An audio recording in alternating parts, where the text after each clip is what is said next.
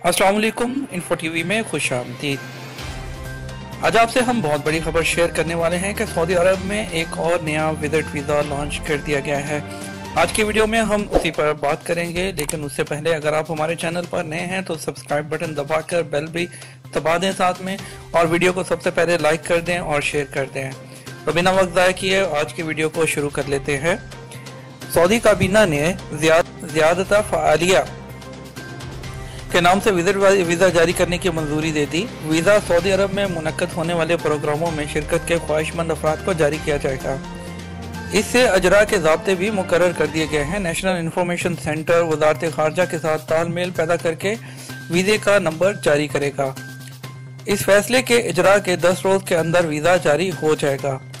Programme करने वाले सरकारी इदारे वजारत खारजा और रियासती सलामती की जनरल प्रेसिडेंसी को अपने प्रोग्रामों की फहरिस्त पेश करेंगे। तो वो लोग जो सऊदी अरब विजिट करना चाह रहे हैं, यानी कि अगर वो लोग जिनका विजिट वीज़ा नहीं निकलता, सऊदी अरब में कोई भी प्रोग्राम होता है उसमें शिरकत के ख्वाहिशमंद हैं, तो जैसे कि ज़ियारत आलिया होता है कि जब आप किसी को अपने फैमिली को विजिट वीज़ा पर बुलाते हैं, तो ये ज़ियादत फ़आलिया के नाम से जो है एक नया विजिट वीज़ा जो है वो जारी किया गया है।